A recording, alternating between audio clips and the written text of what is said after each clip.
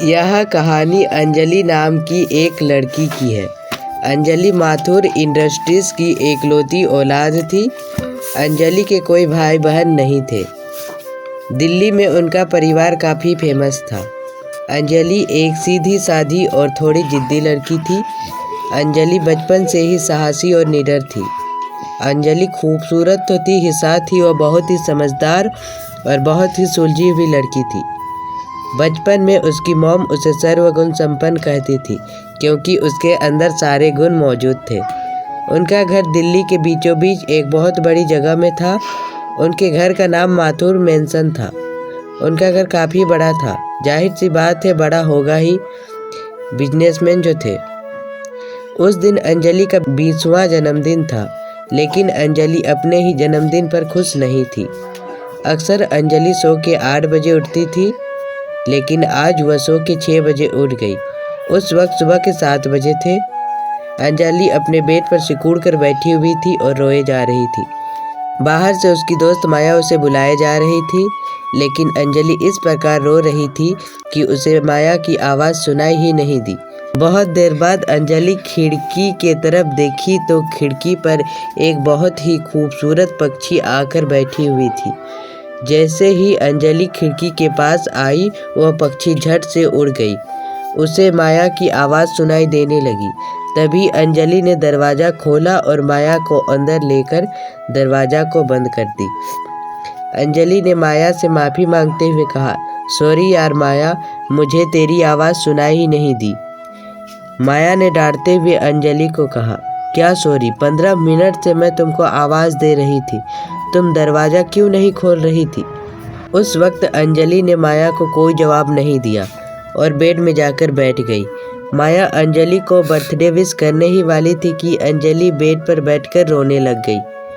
माया ने अंजलि को कहा, ये क्या अंजलि, मैं सुबह सुबह उठ के तुमको बर्थडे विश करने आई हूँ और तुम रो रही हो, क्या हुआ? मुझे बताओ, ऐसे रो मत, हम दोस्त हैं ना। अंजलि ने इमोशनल होते हुए कहा। माँ की याद आ रही थी यार। उनका फोटो देखकर कब रोने लग गई पता ही नहीं चला। रो रही थी तो मुझे पता नहीं चला कि बाहर से आवाज़ दे रही हो। तभी माया ने अंजलि को गले लगा लिया और कहा, तुम पागल हो गई हो क्या? तुम रो क्यों रही हो? आज तुम्हारा जन्मदिन है। आज के दिन रोने का नहीं, खुशियाँ मनाने का है। चलो चुप हो जाओ। माया ने अंजलि के आंसू पोंछे और माया को मुस्कुराते हुए कहा, हैप्पी बर्थडे अंजलि, तुम हमेशा खुश रहो, भगवान तुम्हें सबसे अधिक खुशियाँ दे। ये बोलकर माया ने अंजलि को गले लगा लिया। तभी अंजलि ने भी माया को थैंक यू कहा। तभी माया ने अंजलि से पूछा, तुम रो क्यों रही थी? अंजलि ने इमोशनल होते हुए कहा, तुम्हें नहीं पता मैं क्यों रो रही हूँ? अच्छी तरह से जानती हो कि आज के दिन मेरे साथ क्या हुआ था। उस दिन से 2 साल पहले अंजलि के 18वें जन्मदिन पर उसकी माँ के साथ एक हादसा हो गया था, जिसके कारण उसकी माँ की मौत हो गई। अंजलि को लगता है कि उसकी माँ की मौत उसके कारण हुई थी, लेकिन उस रात जो अनहोनी हुई थी उसकी वजह कोई और ही है। अंजलि ने रोते हुए माया को कहा, माया कितनी बदकिस्मत हूँ ना मैं, अपनी ही जन्मदिन पर मैंने अपनी माँ को मार दिया। मैं अपने आप को कभी माफ़ नहीं कर पाऊंगी। यह बोलकर अंजलि रोने लगी। माया ने अंजलि का हाथ पकड़ लिया और दिलासा देते हुए कहा, देखो अंजलि, उस दिन जो हुआ वह सिर्फ एक हादसा था। तुमने कुछ नहीं किया है। जो हुआ वो बस एक्सीडेंट था। तुमने कुछ नहीं किया, तुम चुपचाप हो जाओ, ऐसे रो मत, वरना मैं भी रो दूंगी। दोनों बात कर ही रहे थे कि उस वक्त अंजलि के कमरे में उसके पिता अभिषेक माथुर और उसकी सौतेली माँ मीना माथुर आ गए। उसके पिता और सौतेली माँ के आते ही अंजलि और माया एकदम से चुप हो गए। आते ही मुस्कुराकर अंजलि के पिता ने कहा, हैप्पी बर्थडे बेटा, तुम हमेशा खुश रहो, तुम 100 साल जियो, मेरी उम्र भी तुम्हें लग जाए। अंजलि की सौतेली माँ ने भी विश करते हुए हैप्पी बर्थडे बेटा कहा। अंजलि को उसकी सौतेली माँ ने बर्थडे विश किया तो अंजलि ने कोई रिस्पॉन्स नहीं दिया और उनको इग्नोर कर दिया। अंजलि के इग्नोर करने पर उसकी सौतेली माँ अंजलि से नाराज़ हो गई और कहने लगी, इतनी भी क्या नाराज़गी है अंजलि, मैं तो तुम्हारी माँ हूँ। मैंने तुम्हें जन्म तो नहीं दिया है, लेकिन मैं तुम्हारे माँ जैसी तो हूँ। माँ और मौसी दोनों हूँ तुम्हारी। अंजलि की सौतेली माँ पहले उसकी मौसी थी। अंजलि की माँ के मरने के बाद अंजलि के पिता ने उसकी मौसी के साथ शादी कर ली, लेकिन अंजलि ने मीना को कभी अपनी माँ माना ही नहीं। अंजलि को उसकी सौतेली माँ का प्यार हजम नहीं हुआ और अंजलि ने उसकी माँ को चिल्ला के डांट दिया। अंजलि की डांट सुनकर मीना वहाँ से रोती हुई चली गई। तभी उसके पिता ने डांटते हुए अंजलि को कहा, अंजलि, ये क्या तरीका है अपनी माँ से बात करने का, वो तुम्हारी माँ है। ये बोलकर अंजलि के पिता मीना के पीछे चले गए। कुछ देर बाद अंजलि के पिता अंजलि के कमरे में आए और अंजलि को समझाते हुए कहने लगे, अंजलि, वो तुम्हारी माँ है, उससे तुम प्यार से बात करो, वो तो तुमसे प्यार से बात कर रही थी। अंजलि ने उसके पिता की बात सुनकर कहा, माँ जैसी है, मेरी माँ तो नहीं है। पहले वो मुझे बहुत अच्छी लगती थी, जब से उसने आपसे शादी की है ना, मुझे वो पसंद नहीं है। उनकी नज़र आपकी प्रॉपर्टी पे है, इसलिए उन्होंने आपसे शादी की है। अंजलि के पिता ने अंजलि को कहा, ऐसी कोई बात नहीं है, खैर छोड़ो, तुम अब तैयार हो जाओ। आज मैंने शाम को एक पार्टी रखी है, तुम अपने दोस्तों को इनवाइट कर लो, मैं चलता हूँ।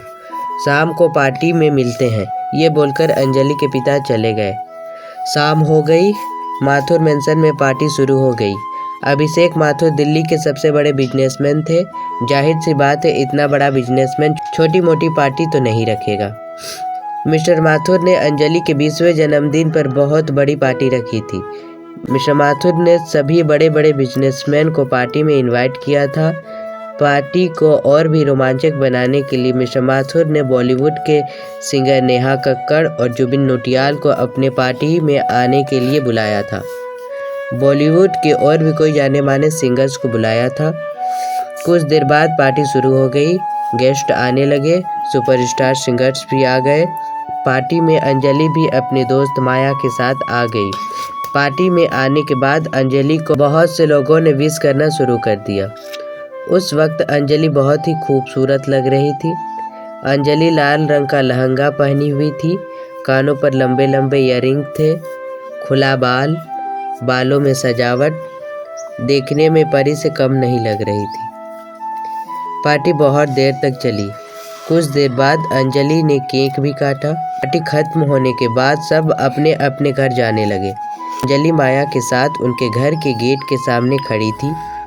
उनके पीछे से एक नौकर गुजर रहा था। उसी वक्त किसी ने अंजलि के ऊपर गोली चला दी। किसी ने अंजलि को मारने की कोशिश की, लेकिन गोली अंजलि के हाथ को छूकर निकल गई और उस नौकर को लगी जो उस वक्त उनके पीछे गुजर रहा था।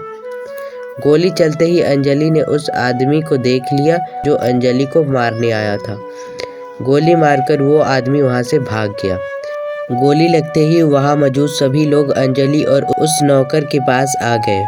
गोली लगते ही उस नौकर की मौत हो गई। अंजलि को हॉस्पिटल लाया गया।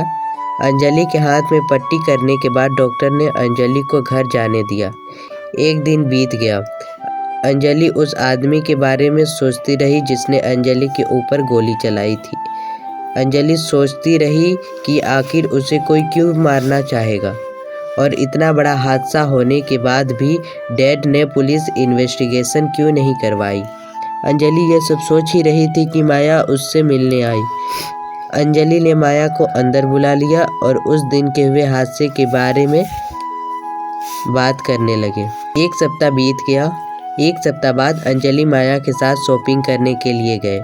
दोनों शॉपिंग करके लौट ही रहे थे कि अंजलि ने उस आदमी को देख लिया जिसने उस दिन उसके ऊपर गोली मारकर भागा था।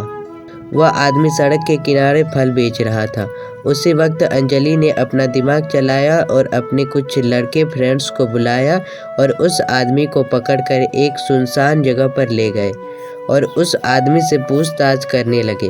पूछताछ करने के बाद पता चला कि अंजलि को मारने के लिए उसके खुद के बाप ने ही पैसे दिए थे। अंजलि को उसका खुद का बाप ही मारना चाहता था।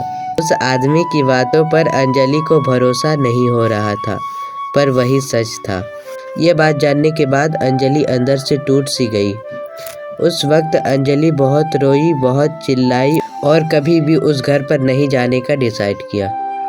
उस दिन से अंजलि अपने परिवार वालों के लिए लापता रह गई और अपना वीज़ा और पासपोर्ट बनाकर हमेशा हमेशा के लिए इंग्लैंड चली गई और वहाँ रहने लगी।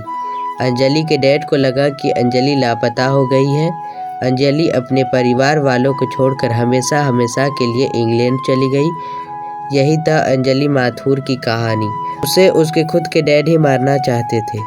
उसे जब पता चला कि उसके दुश्मन उसके खुद के पिता है, तो वह किसी को बिना बताए ही इंग्लैंड चली गई।